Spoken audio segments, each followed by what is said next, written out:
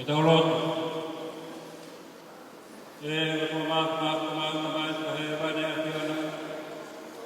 Ialah orang mau kata mai aksa pate.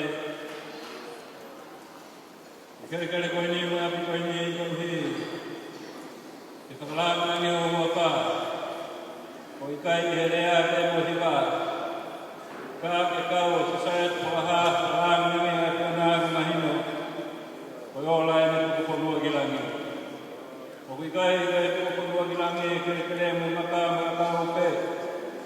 Apa ape. Wangi kata bukan apa mulai. Betul ape. Kau kedua gilangi, itu betul ape mengual ke ape. Ayo mau beli kau sekali. Semua Indonesia semua perlu.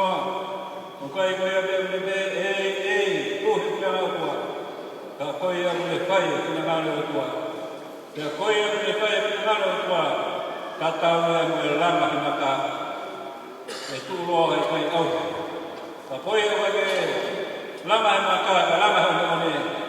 ini au kaya ometeki kuhi kaya lama maka ya kau isi lagi. Mau pakai lagi kaya kuhi. Kami amai apa boleh amat. Stafon aku. Kata sekolah aku. Kita pakai kaya na. Aha mau dia kaya sekolah kau. Kalau nak kena malu tu kopi, dia kalau ya ini kan mari kena amai ke. Tapi kau makapre, kau lagi, kau mai, kau mah, boleh, kau mah, kau mah apa? Tapi kau tiba, kau mah, namai, juga dulu. Dia berlaku pola. Pola itu apa yang kita mahu ini? Apa yang mau mak ya pola. Kau mau lo tu mau tu pola kaya. Aku pina malu mau ni ya pina mau tu pola kau mau polo. Itu kalau lagi dia penuh amuri. Kau ikai hele apa ikai ngawe. Kau ikai tu ni ya society.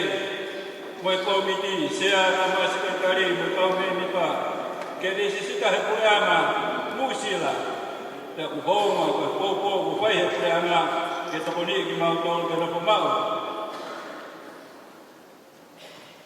Otua motor, topi kemain beli kita, tahu dia ekos. Kau tua pemulai hari kita muahin, ngahi orang tua beri, hiba, ngahi dia, ngahi tahu. Mari mau dia mengahilau leso Indonesia atau ke mahina ko pola ke na ke hame na oi kai dia ke kai na oi ko pamole mole ke na ha na ke ai ma ro ko ke aki la mare ma ni ko la na ti ele ya ha me hoko de pama ka hani ka mau ko le ko hi klan na ni ha ke na ko hi Kelang nangi hanya kalau ada mau kaya kau. Kau ya kalau boleh kalau kata makan itu, makan tahu. Cuma ni makan mau kaya mau kaya dia kau kaya. Kemain dia makan kau angin apa ni? Kaya itu mau tahu mau kena tahu.